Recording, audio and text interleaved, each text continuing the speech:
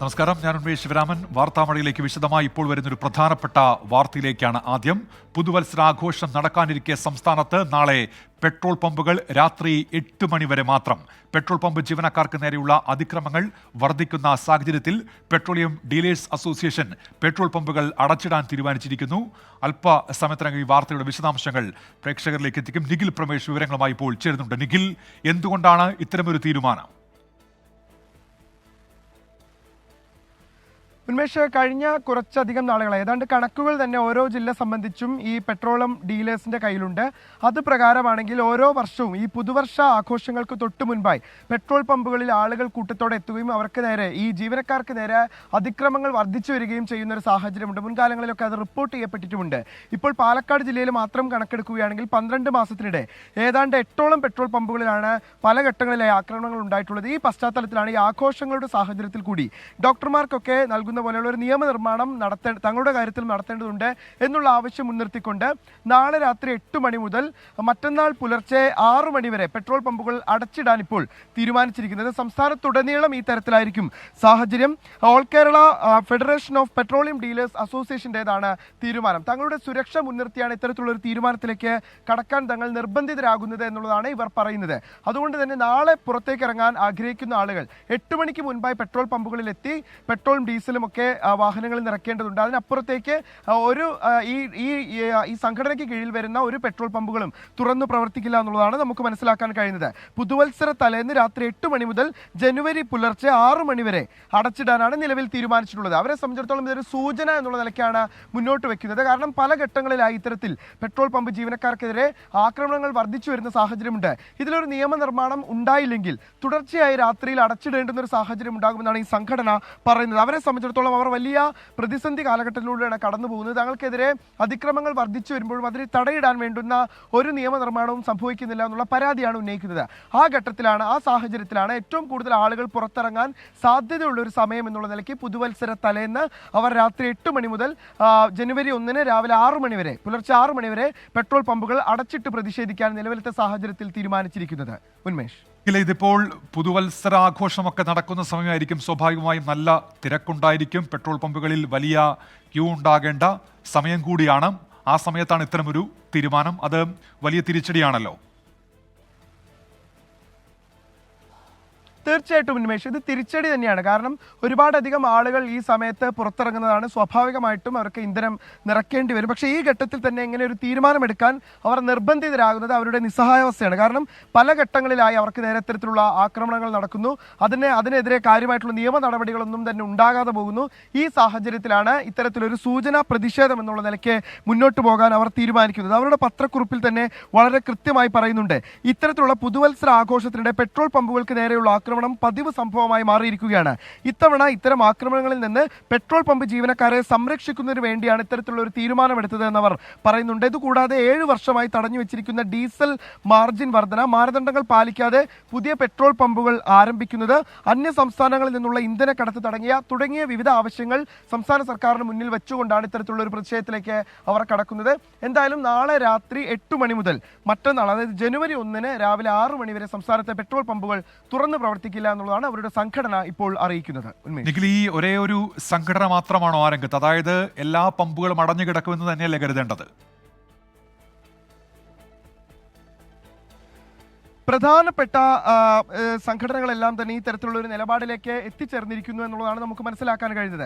ഈ petrol pump ഉടമകളുടെ ഏറ്റവും പ്രധാനപ്പെട്ട സംഘടന തന്നെയാണ് ഇപ്പോൾ ഇത്തരത്തിലുള്ള ഒരു തീരുമാനം കൈക്കൊണ്ടിട്ടുള്ളത്. സ്വാഭാവികമായിട്ടും മറ്റുള്ളവർക്കും അതേ പാതയിലൂടെ കടന്നു വരേണ്ടി വരും എന്നാണ് മനസ്സിലാക്കുന്നത്. ഇക്കാര്യത്തിൽ ഏകസ്വരമാണ് ഇവർക്കിടയിൽ ഉള്ളത് എന്നുള്ളതാണ് മനസ്സിലാക്കാൻ കഴിയുന്നത്. കാരണം നമുക്കറിയാം, കഴിഞ്ഞ ഏതാനും നാളുകളായി ഇത്തരത്തിൽ പെട്രോൾ പമ്പുകളിൽ ചെറിയ ചെറിയ കശപിശകൾ ഉണ്ടാകുമ്പോഴും അവിടുത്തെ ജീവനക്കാരെ മർദ്ദിക്കുക, അവിടുത്തെ ജീവനക്കാരുമായി കയർക്കുക, പണവുമായി ബന്ധപ്പെട്ട തർക്കങ്ങൾ ഉണ്ടാകുമ്പോൾ അടിക്കുന്ന പെട്രോളിന്റെയും ഡീസലിന്റെയും കണക്കുമായി ബന്ധപ്പെട്ട തർക്കങ്ങൾ ഉണ്ടാവുക, അങ്ങനെ പലതരത്തിലുള്ള തർക്കങ്ങൾ ഉണ്ടാകാറുണ്ട്. തിരക്ക് വർദ്ധിക്കുമ്പോൾ വേഗത്തിൽ ഇത്തരത്തിൽ ഇന്ധനം നിറച്ചു നൽകാത്തതിനെ തുടർന്ന് തർക്കങ്ങൾ ഉണ്ടാവുക, അപ്പോഴൊക്കെ ഈ ജീവനക്കാർക്ക് മർദ്ദനമേൽക്കുകയും അല്ലെങ്കിൽ അവർ ആശുപത്രിയിലാവുകയും ഒക്കെ ചെയ്യുന്ന സാഹചര്യം ഉണ്ടാകാറുണ്ട്.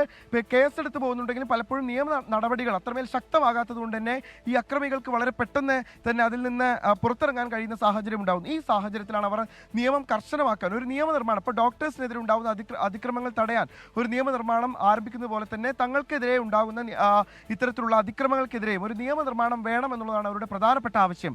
ആ ആവശ്യം മുൻനിർത്തിക്കൊണ്ടാണ് ഇപ്പോൾ അവർ പ്രതിഷേധം സംഘടിപ്പിക്കുന്നത്. ഇത് ഇപ്പോൾ അവർ പറയുന്നത് ഒരു സൂചനാ പ്രതിഷേധം മാത്രമാണ്. ഇപ്പോൾ നാളെ സംഘടിപ്പിക്കാൻ പോകുന്നത് ഒരു സൂചനാ പ്രതിഷേധം മാത്രമാണ്. ഇതിൽ നിന്ന് തങ്ങളുടെ ആവശ്യങ്ങൾ അംഗീകരിക്കപ്പെടുന്ന സാഹചര്യം ഉണ്ടായില്ലെങ്കിൽ സ്ഥിരമായി രാത്രി ഈ ശരി നിഖിൽ തുടരുക. ഏതായാലും ഇപ്പോൾ പ്രധാനപ്പെട്ട ഒരു വാർത്തയാണ്. നാളെ രാത്രി 8 മണി മുതൽ മറ്റന്നാൾ പുലർച്ചെ 6 മണി വരെയാണ് സംസ്ഥാനത്തെ പെട്രോൾ പമ്പുകൾ അടച്ചിടാനുള്ള തീരുമാനം വന്നിരിക്കുന്നത്. പെട്രോൾ പമ്പ് ജീവനക്കാർക്ക് നേരെയുള്ള അതിക്രമങ്ങളടക്കം മുൻനിർത്തിയാണ് ഇത്തരമൊരു തീരുമാനത്തിലേക്ക് പോകുന്നത് എന്നാണ് സംഘടനകൾ വ്യക്തമാക്കുന്നത്. പെട്രോളിയം ഡീലേഴ്സ് അസോസിയേഷൻ സംസ്ഥാന കമ്മിറ്റിയുടേതായി ഇപ്പോൾ ഇത്തരമൊരു തീരുമാനം വരുന്നു. പുതുവത്സരാഘോഷങ്ങൾ നടക്കാനിരിക്കെയാണ് ഇത്തരത്തിൽ ഒരു അടച്ചിടൽ തീരുമാനത്തിലേക്ക് പെട്രോൾ പമ്പ് ഉടമകൾ പോകുന്നത്. അത് നാളത്തെ ദിവസത്തെ ബാധിക്കും. നാളെ പുതുവത്സരാഘോഷമായതുകൊണ്ട് തന്നെ ഒട്ടനവധി ആളുകൾ രാത്രി സമയത്തേക്ക് പുറത്തേക്ക് ഇറങ്ങാനുള്ളതാണ്. അവർക്കുള്ള മുന്നറിയിപ്പ് എന്നോണം ഇപ്പോൾ തന്നെ ഈ വാർത്ത അവർ നൽകുന്നുണ്ട്. നാളെ രാത്രി 8 മണി മുതൽ മറ്റന്നാൾ പുലർച്ചെ 6 മണി വരെയാണ് ഈ പെട്രോൾ പമ്പുകൾ അടച്ചിടാനുള്ള തീരുമാനം. ഇപ്പോൾ all Kerala federation of petroleum dealers പ്രതിനിധി ശ്രീ ടോമി നമ്മോടൊപ്പം ടെലിഫോൺ ലൈൻ ചേർന്നുണ്ട്. ശ്രീ ടോമി, എന്തുകൊണ്ടാണ് ഇത്തരമൊരു തീരുമാനം പൊടുന്നനെ? ഇതൊരു പൊടുന്നനെയുള്ള തീരുമാനമല്ല. കേരളത്തിലെ പെട്രോൾ പമ്പുകളിൽ വളരെ വ്യാപകമായി അക്രമങ്ങൾ നടന്നു വരുന്നുണ്ട്. അടുത്ത കാലത്തായി നിങ്ങൾക്കറിയാവുന്ന പോലെ എലത്തുരുത്തില് ട്രെയിനില് പെട്രോൾ ഒഴിച്ച് തീ കത്തിച്ചു. അതുപോലെ കടമശ്ശേരിയിലും പെട്രോൾ ഒഴിച്ചാണ് അവിടെയും തീപിടുത്തം ഉണ്ടായത്. അപ്പോൾ ഇങ്ങനെയുള്ള സാഹചര്യത്തിൽ പെട്രോൾ പമ്പുകളിൽ നിന്ന് ഒരു കാരണവശാലും പ്ലാസ്റ്റിക് കുപ്പികളിൽ പെട്രോൾ കൊടുക്കരുത് എന്ന് പെട്രോളിയം ആൻഡ് സേഫ്റ്റി ഓർഗനൈസേഷൻസിൽ നിന്നും ഓയിൽ കമ്പനികളിൽ നിന്നും കർശനമായ നിർദ്ദേശമുണ്ട്. ബഹുമാനപ്പെട്ട കേരളത്തിലെ DGP, പോലീസ് DGP ഈ കാര്യത്തിൽ കർശന നിർദ്ദേശം നൽകിയിട്ടുണ്ട്. പക്ഷെ ഇതൊന്നും ഇവിടുത്തെ രാത്രിയിൽ, പ്രത്യേകിച്ച് രാത്രി 10 മണിക്കും 12 മണിക്കും ശേഷം 2 വീലറിൽ വരുന്ന ആൾക്കാരൊന്നും കേൾക്കാൻ തരല്ല. അവർക്ക് പ്ലാസ്റ്റിക് കുപ്പികളിൽ ഇത് കൊടുത്തില്ലെങ്കിൽ ഉടനെ വടിവാൾ എടുക്കുകയായി, വെട്ടുകയായി, കുത്തുകയായി, ഇങ്ങനെയൊക്കെ അക്രമം നടന്നു കഴിഞ്ഞാൽ പോലീസ് പറയുന്നത് നിങ്ങൾ FIR ഫയൽ ചെയ്യുക, നിങ്ങളൊരു കംപ്ലൈന്റ് കൊടുക്കൂ. നമ്മൾ നാളെ കംപ്ലൈന്റ് കൊടുത്തു കഴിഞ്ഞാൽ പിറ്റേ ദിവസം അവർ വീണ്ടും കംപ്ലൈന്റ് പിൻവലിപ്പിക്കാൻ വേണ്ടി വീണ്ടും ഇതേ രീതിയിലുള്ള അക്രമവുമായി പമ്പിലെത്തും. രാഷ്ട്രീയ പാർട്ടികളും ജനപ്രതിനിധികളും സമ്മർദ്ദം ചെലുത്തും. നിങ്ങൾ ഒന്ന് ക്ഷമിച്ചു കൊടുക്കുക. 1 അല്ല 10 പ്രാവശ്യം ക്ഷമിച്ചാലും ഇത് ആവർത്തിച്ചുകൊണ്ടിരിക്കും. ഈ സാഹചര്യത്തിലാണ് ഞങ്ങൾ ആവശ്യപ്പെടുന്നത് അടുത്ത കാലത്ത് ആശുപത്രികൾക്കും അതുപോലെ തന്നെ ഹെൽത്ത് വർക്കേഴ്സിനും എതിരായിട്ടുള്ള അതിക്രമങ്ങൾ തടയാൻ വേണ്ടി കേരള ഗവൺമെന്റ് പുറത്തിറക്കിയ prevention of atrocities against hospitals and health വർക്കേഴ്സിന്റെ മാതൃകയിൽ കേരളത്തിലെ പെട്രോൾ പമ്പുകളുടെയും പമ്പുകളിലെ ജീവനക്കാരുടെയും അതുപോലെ തന്നെ പമ്പ് ഉടമകളുടെയും സംരക്ഷണത്തിന് വേണ്ടി ഒരു നിയമം നിർമ്മിക്കണമെന്നാണ് ബഹുമാനപ്പെട്ട സംസ്ഥാന ഗവൺമെന്റിനോട് ഞങ്ങൾക്ക് അഭ്യർത്ഥിക്കാനുള്ളത്. ഞങ്ങൾ അഭ്യർത്ഥിച്ചു വരുന്നു, അതിൽ പ്രഷർ ചെയ്തു വരുന്നു. ഇപ്പോൾ ഞങ്ങൾ നടത്തുന്ന ഈ സൂചന സമരമല്ല, ഇതൊരു പ്രതിഷേധം മാത്രമാണ്. നാളെ രാത്രി 8 മണി മുതൽ മറ്റന്നാൾ രാവിലെ 6 മണി വരെ കേവലം 10 മണിക്കൂർ നേരത്തേക്കാണ് പമ്പുകൾ അടച്ചിടുന്നത്. ഇത് ഒരു സൂചനയാണ്. ഈ സൂചനയ്ക്ക് കൊണ്ടും സർക്കാരിന്റെ ഭാഗത്തുനിന്ന് അനുകൂലമായ നീക്കം ഉണ്ടായില്ലെങ്കിൽ വരും കാലങ്ങളിൽ ഞങ്ങൾ രാത്രിയിലുള്ള സേവനം പൂർണ്ണമായി നിർത്തിവെക്കാൻ തന്നെയാണ് ഞങ്ങളുടെ ഉദ്ദേശം. ശരി, പ്രതിഷേധക സൂചകമായിട്ടാണ് പറയുന്നത്. തീരുമാനം. ശരി, നന്ദി ശ്രീ ടോമി പ്രതികരണം അറിയിച്ചതിന്. പ്രതിഷേധ സൂചകമായിട്ടാണ് പെട്രോൾ പമ്പുകൾ അടച്ചിടാനുള്ള തീരുമാനമെന്നാണ് അദ്ദേഹം വിശദീകരിക്കുന്നത്. അടുത്ത വാർത്തയിലേക്ക്. KPCCയുടെ ചുമതലയുള്ള AICC ജനറൽ സെക്രട്ടറി ദീപാദാസ് മുൻഷിയെ കണ്ട് പരാതി പറഞ്ഞ് A ഗ്രൂപ്പ് നേതാക്കൾ മണ്ഡലം പുനഃസംഘടനയിൽ ഏകപക്ഷീയമായി തീരുമാനങ്ങൾ അടിച്ചേൽപ്പിച്ചു എന്നാണ് ആരോപണം. ബെന്നി ബെഹനാൻ, KC ജോസഫ് എന്നിവരാണ് ദീപാദാസ് മുൻഷിയെ കണ്ടത്. അതേസമയം KPCC അധ്യക്ഷൻ നയിക്കുന്ന കേരള പര്യടനം സമരാഗ്നി എന്ന പേരിൽ ജനുവരി 21 കാസർഗോഡ് മഞ്ചേശ്വരത്ത് നിന്ന് ആരംഭിക്കും. ഫെബ്രുവരി 21 തിരുവനന്തപുരത്താണ് സമാപനം. KPCC അധ്യക്ഷൻ ചികിത്സയ്ക്ക് പോകുന്നതിനാൽ 4 പേർക്ക് മുന്നൊരുക്കങ്ങളുടെ ചുമതല നൽകും. സലീം മാലിക്കുണ്ട് വിവരങ്ങളുമായി ഇപ്പോൾ തിരുവനന്തപുരത്ത് നിന്ന്. സലീം, എന്തൊക്കെ തീരുമാനങ്ങൾ ഇന്ന് ഈ എക്സിക്യൂട്ടീവ് യോഗത്തിലുണ്ടായി? സലീം. ഉന്മേഷ്, KPCC എക്സിക്യൂട്ടീവ് യോഗം പുരോഗമിക്കുകയാണ്. അതിൽ ഏറ്റവും പ്രധാനപ്പെട്ട തീരുമാനമാണ് KPCC അധ്യക്ഷൻ K സുധാകരൻ നയിക്കുന്ന കേരള പര്യടനം. അതിന് സമരാഗ്നി എന്ന പേരിട്ടിട്ടുണ്ട്. ഈ പര്യടനം മഞ്ചേശ്വരത്ത് നിന്നും ജനുവരി 21 ആരംഭിക്കാനാണ് ആലോചന. 1 മാസം നീണ്ടു നിൽക്കുന്ന പര്യടനം ഫെബ്രുവരി 21 സമാപിക്കുകയും ചെയ്യും. നിലവിൽ ആ നിലയിലാണിത് പ്ലാൻ ചെയ്തിരിക്കുന്നത്. KPCC അധ്യക്ഷൻ നാളെ മുതൽ അമേരിക്കയിൽ ചികിത്സയ്ക്കായി പോകും. ഈ കാലയളവിൽ പകരം KPCC അധ്യക്ഷന്റെ ചുമതല ആർക്കും നൽകില്ല. എന്നാൽ കേരള പര്യടനം പര്യടനവുമായി ബന്ധപ്പെട്ട മുന്നൊരുക്കങ്ങൾക്ക് 4 പ്രധാനപ്പെട്ട നേതാക്കൾക്ക് ചുമതല നൽകും എന്നുള്ളതാണ് മറ്റൊരു പ്രധാനപ്പെട്ട കാര്യം. അതോടൊപ്പം തന്നെ ഈ പരാതി കോൺഗ്രസിനുള്ളിൽ ഏറെ നാളിന് ശേഷം വീണ്ടും ഈ മണ്ഡലം പുനഃസംഘടനയുമായി ബന്ധപ്പെട്ട പരാതി വീണ്ടും ഉയർന്നു വരികയാണ്. പുതുതായി കേരളത്തിന്റെ ചുമതലയേറ്റ ACC ജനറൽ സെക്രട്ടറി ദീപാദാസ് മുൻഷിയെ എ ഗ്രൂപ്പ് നേതാക്കൾ നേരിൽ കണ്ട് പരാതി അറിയിച്ചു. പരാതി മണ്ഡലം പുനഃസംഘടനയിൽ ഉൾപ്പെടെ കാര്യമായ പ്രാതിനിധ്യം നൽകിയില്ല എന്നുള്ളതാണ്. എ ഗ്രൂപ്പിനോട് അവഗണന നേതാക്കൾ കാണിക്കുന്നു എന്നുള്ളതായിരുന്നു KC ജോസഫും ബെന്നി ബെഹനാനും അടങ്ങിയ നേതൃത്വം ഈ ദീപാദാസ് മുൻഷിയെ നേരിൽ കണ്ട് അറിയിച്ചത്. ഐ ഗ്രൂപ്പും സമാനമായ പരാതി തന്നെ അറിയിച്ചിട്ടുണ്ട്. മാത്രമല്ല KPCC എക്സിക്യൂട്ടീവിൽ രൂക്ഷമായ വാക്കുതർക്കങ്ങളൊക്കെ ഉണ്ടാകുന്നുമുണ്ട്. ഇപ്പോൾ നിലവിൽ VM സുധീരൻ നേതാക്കൾ തന്നോട് മിണ്ടുന്നില്ല എന്നൊരു പരാതി KPCC നേതൃയോഗത്തിൽ അറിയിച്ചിട്ടുണ്ട്. 2 മാസമായി തന്നോട് കാര്യങ്ങളൊന്നും കൂടിയാലോചിക്കുന്നില്ല, താൻ ഒരു കാര്യങ്ങളും അറിയുന്നില്ല എന്നൊരു പരാതി. മാത്രമല്ല മൃദു ഹിന്ദുത്വ സമീപനം കോൺഗ്രസ് സ്വീകരിക്കരുത്, ഈ അയോധ്യ വിഷയത്തിൽ കോൺഗ്രസ് ആ വേദിയിൽ പങ്കെടുക്കരുത് എന്ന കേരളത്തിന്റെ നിലപാടായി ഹൈക്കമാൻഡിനെ അറിയിക്കണമെന്നും പറയുന്നു. അതിന് മറുപടിയായി ശശി തരൂർ ഇപ്പോൾ സംസാരിക്കുകയും ചെയ്തു. ശശി തരൂർ VM സുധീരനെതിരെ നിലവിൽ കോൺഗ്രസിന് ഒരു മൃദു ഹിന്ദുത്വവുമില്ല, ഹിന്ദു വർഗീയവാദികളല്ല കോൺഗ്രസ്, പക്ഷേ നിരവധി കോൺഗ്രസ് ഹിന്ദുമത വിശ്വാസികളായ കോൺഗ്രസ് നേതാക്കളും പ്രവർത്തകരും കോൺഗ്രസിലുണ്ട്, അവരുടെ വികാരം കൂടി മാനിക്കണം. അക്കാര്യങ്ങളൊക്കെയും രാഹുൽ ഗാന്ധി വ്യക്തമായി തന്നെ പറഞ്ഞിട്ടുണ്ട് എന്നുള്ളതായിരുന്നു ശശി തരൂരിന്റെ മറുപടിയും. ഉന്മേഷ്.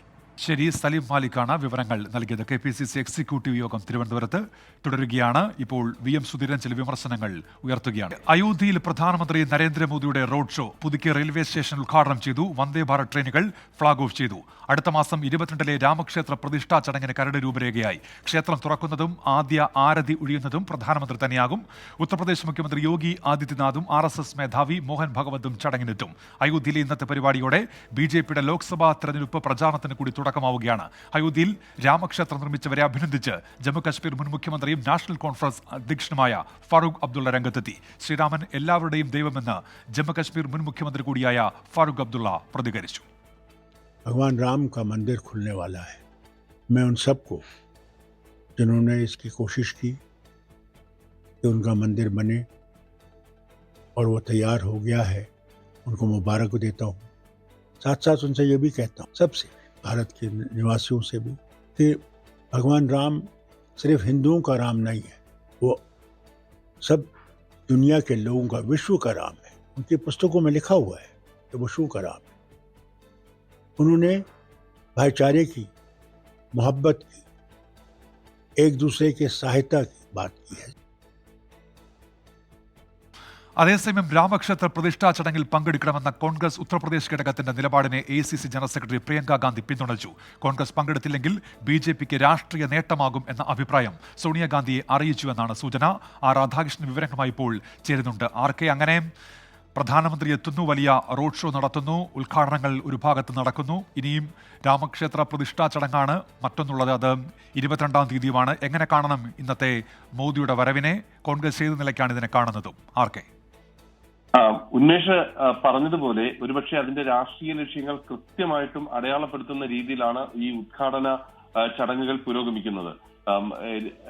വരുന്ന ലോക്സഭാ തെരഞ്ഞെടുപ്പ്, ആ ലോക്സഭാ തെരഞ്ഞെടുപ്പിൽ ഏറ്റവും ശക്തമായിട്ട് രാമക്ഷേത്രം ഒരു രാഷ്ട്രീയ വിഷയമാക്കി മാറ്റുക, ഈ ഒരു തീരുമാനത്തിന്റെയും ഒക്കെ നിശ്ചയത്തിന്റെയും ഒക്കെ അടിസ്ഥാനത്തിലാണ് ഈ ചടങ്ങുകളൊക്കെ ഇവിടെ തയ്യാറാക്കിയിരിക്കുന്നത്. നമുക്ക് കാണാം ഈ ദൃശ്യങ്ങളിൽ വളരെ കൃത്യമായിട്ട് BJPയുടെ എല്ലാ പ്രധാനപ്പെട്ട നേതാക്കന്മാരും പ്രവർത്തകർ ഉൾപ്പെടെയുള്ളവർ ഇവിടേക്ക് എത്തുന്നു. ഇതിന്റെ ഭാഗമായിട്ടുള്ള എല്ലാ ചടങ്ങുകളിലും പങ്കെടുക്കാനായിട്ട് അവർ ശ്രമിക്കുന്നുണ്ട്. ഈ അയോധ്യ നഗരം ആകെ BJPയുടെ കൊടികളാൽ നിറഞ്ഞിരിക്കുന്ന ഒരു കാഴ്ച, അത് ഒരുപക്ഷെ ഈ രാഷ്ട്രീയ ലക്ഷ്യങ്ങൾ എന്ന് നമ്മൾ പറയുന്നത് അത് ഏത് വിധത്തിലാണ് അത് കൃത്യമായിട്ടും അടയാളപ്പെടുത്തുന്നത് എന്ന് വ്യക്തമാക്കുന്നു. പ്രധാനമന്ത്രിയുടെ വാക്കുകളിലും അദ്ദേഹം ഇതുമായി കാട്ടിയ റോഡ് ഷോയുടെ കാര്യത്തിലും ഒക്കെ വളരെ കൃത്യമായിട്ട് ഇക്കാര്യം വ്യക്തമാകുന്നതാണ്. പ്രധാനമന്ത്രി അല്പസമയത്തിനകം ഈ ഒരു പൊതുയോഗത്തെ അഭിസംബോധന ചെയ്ത് സംസാരിക്കുന്നുണ്ട്. ആ ഘട്ടത്തിൽ അദ്ദേഹം ഏത് സാഹചര്യത്തിലാണ്, അല്ലെങ്കിൽ ഇതുമായി ബന്ധപ്പെട്ടിട്ടുള്ള തന്റെ നിലപാട്, ഇപ്പോൾ നടക്കുന്ന വിവാദങ്ങളുമായി ബന്ധപ്പെട്ടിട്ടുള്ള തന്റെ പ്രതികരണം ഒക്കെ അദ്ദേഹം പറയും എന്നാണ് നമുക്ക് അറിയാനായിട്ട് സാധിക്കുന്നത്. ഏതായാലും വലിയ പ്രത്യാഘാതങ്ങൾ ഒരുപക്ഷെ രാഷ്ട്രീയ മേഖലയിൽ ഉണ്ടാക്കുന്ന ഒന്നാണ് ഈ രാമക്ഷേത്രവുമായി ബന്ധപ്പെട്ടിട്ടുള്ള ചടങ്ങുകൾ. അതിനു വേണ്ടിയിട്ടാണ് ഇപ്പോൾ അയോധ്യ സാക്ഷ്യം വഹിക്കുന്നത്. നേരത്തെ ഉന്മേഷ് സൂചിപ്പിച്ചതുപോലെ ഈ ഘട്ടത്തിൽ കോൺഗ്രസിനെ സംബന്ധിച്ച് കോൺഗ്രസും ഈ ചടങ്ങിന്റെ ഭാഗമാകാൻ തീരുമാനിച്ചിട്ടുണ്ട് എന്നുള്ളതാണ് ഒരു വസ്തുത. പക്ഷേ അങ്ങനെയാണെങ്കിൽ പോലും അക്കാര്യത്തിൽ ഒരു സ്ഥിരീകരണം ഉണ്ടാകുന്ന രീതിയിലേക്ക് കാര്യങ്ങൾ എത്തിയിട്ടില്ല. ഇതടക്കമുള്ള കാര്യങ്ങൾ ഉൾപ്പെടുത്തിക്കൊണ്ടാണ് BJPയുടെ ഭാഗത്തു നിന്നും അഥവാ കോൺഗ്രസിനെ വിമർശിച്ചുകൊണ്ട് BJPയുടെ ഭാഗത്ത് നിന്ന് രംഗത്ത് എത്തിയിരിക്കുന്നത്. ഈ ചടങ്ങുകൾ ഓരോന്നായിട്ട് പുരോഗമിക്കുകയാണ്. വിമാനത്താവളത്തിന്റെ ഉദ്ഘാടനം അടക്കമുള്ള ചടങ്ങുകൾ നടക്കാനായിട്ട് പോവുകയാണ്. ശരി, രാധാകൃഷ്ണനാണ് വിവരങ്ങൾ നൽകിയത്. ഇപ്പോൾ വയനാട് അമ്പാനിയിൽ ഇറങ്ങിയ പുള്ളിപ്പുലിയെ കുപ്പാടി മൃഗപരിപാലന കേന്ദ്രത്തിലേക്ക് മാറ്റി. തോട്ടിലാണ് അവശനിലയിൽ കണ്ടെത്തിയത്. വല വിരിച്ചാണ് വനംവകുപ്പ് ഉദ്യോഗസ്ഥർ പുലിയെ പിടികൂടിയത്. സുജിത് അയ്യപ്പത് തയ്യാറാക്കിയ റിപ്പോർട്ടിലേക്ക്. പനമരം അമ്മാനിയിലാണ് പുലിയുടെ സാന്നിധ്യം ഉണ്ടായത്. ഇന്ന് രാവിലെ ചില അസ്വാഭാവിക ശബ്ദങ്ങൾ കേട്ടു. ഈ മേഖല എന്ന് പറയുന്നത് കൃഷിസ്ഥലമാണ്. കൃഷിസ്ഥലത്തിന് തൊട്ടപ്പുറത്ത് വനമാണ്. ഈ വനത്തോട് ചേർന്ന് കിടക്കുന്ന ഒരു പ്രദേശമാണിത്. ഇതിന് അടുത്തൊരു ബിജു എന്ന് പറയുന്ന ആളുടെ വീടുണ്ട്. ഈ ബിജു ഫോറസ്റ്റിലെ വാച്ചറാണ്. അദ്ദേഹം ചില അസ്വാഭാവിക ശബ്ദങ്ങൾ രാവിലെ കേട്ടു. അതായത് നായ പ്രത്യേക രീതിയിൽ കുരയ്ക്കുകയും അതോടൊപ്പം തന്നെ ഈ കുരങ്ങുകൾ വലിയ രീതിയിൽ ശബ്ദമുണ്ടാക്കുകയും ചെയ്തു. ഇതനുസരിച്ച് വന്നു നോക്കുമ്പോൾ ഒരു പുലി ഇവിടെ പുലിയെ കാണപ്പെടുകയായിരുന്നു. അതായത് ആ പുലി ഇവിടേക്ക് ഓടി വരുന്ന ഒരു നിലയാണ് ഉണ്ടായത്. പിന്നീട് ഇവിടെ ഈ ഭാഗത്ത് എത്തുകയും അവശനായി കാണുകയും ചെയ്തു. ഇതിനിടയിൽ വെപ്രാളത്തിനിടെ പുലി കാണിച്ച ചില കാര്യങ്ങളാണ് ഇപ്പോൾ നമുക്ക് കാണാൻ കഴിയുന്നത്. ഇത് ഒരു കൈക്കോട്ടാണ്. ഈ കൈക്കോട്ട് കടിച്ചു മുറിച്ച നിലയിലാണ്. പുലി കടിച്ചു മുറിച്ച കൈക്കോട്ടാണ് ഇത്. ഒരു കൈക്കോട്ടല്ല, ഇവിടേക്ക് ഇറങ്ങുമ്പോൾ ഒരു കൈക്കോട്ട് കൂടി സമാനമായ രീതിയിൽ തന്നെ നമുക്ക് കാണാൻ കഴിയുന്നുണ്ട്. ഇത്തരത്തിൽ പുലി കടിച്ചു മുറിച്ച കൈക്കോട്ടാണ് ഇത്. ഇവിടെ ഈ തോട്ടിലാണ് പുലി കിടന്നിരുന്നത്. വനംവകുപ്പ് ഉദ്യോഗസ്ഥർ ഉടൻ തന്നെ സ്ഥലത്ത് എത്തി. പ്രത്യേകിച്ച് ഈ കാലയളവിൽ വാഗേരിയിലടക്കം പ്രശ്നങ്ങളുണ്ടായ ഒരു സാഹചര്യം നമുക്കറിയാം. അവർ ഉടൻ തന്നെ ഇവിടേക്ക് എത്തുന്ന നിലയുണ്ടായിട്ടുണ്ട്. DFO ഷജന കരീം നേരിട്ട് തന്നെ ഇവിടേക്ക് എത്തി. മാത്രമല്ല വെറ്റിനറി ടീം ഡോക്ടർ അജേഷ് മോഹൻദാസിൻ്റെ നേതൃത്വത്തിലുള്ള സംഘവും ഇവിടേക്ക് എത്തുകയും ഉടൻ തന്നെ വലയെറിഞ്ഞ് ഈ പുലിയെ പിടികൂടി അതിനുശേഷം ഒരു ഭാഗത്തേക്ക് മാറ്റി വണ്ടിയിലാക്കി ആദ്യം പുൽപ്പള്ളിയിലേക്കും പിന്നീട് കുപ്പാടിയിലെ മൃഗപരിപാലന കേന്ദ്രത്തിലേക്കും കൊണ്ടുപോവുകയാണ് ചെയ്തിരിക്കുന്നത്. പുലിയുടെ ആരോഗ്യാവസ്ഥ വളരെ മോശമാണ് എന്നുള്ള തരത്തിലാണ് നാട്ടുകാർ പങ്കുവെക്കുന്ന വിവരം. ഈ മേഖലയെ സംബന്ധിച്ചിടത്തോളം ഈ മേഖല ഇത്തരത്തിൽ ഈ പുലിയുടെയും മറ്റ് വന്യമൃഗങ്ങളുടെയും എല്ലാം തന്നെ സാന്നിധ്യമുള്ള പ്രദേശമാണ്. ഇവിടുത്തെ പ്രദേശവാസിയായിട്ടുള്ള, അതായത് ഇതിനെല്ലാം തന്നെ സാക്ഷ്യം വഹിച്ച ഒരാളാണ് ജെയിംസ് എന്ന് പറയുന്ന ആളാണ് ഇദ്ദേഹം. ഏതായാലും ഇപ്പോൾ പുള്ളിപ്പുലിയെ പിടികൂടി കുപ്പാടിയിലേക്ക് മാറ്റിയിരിക്കുകയാണ്.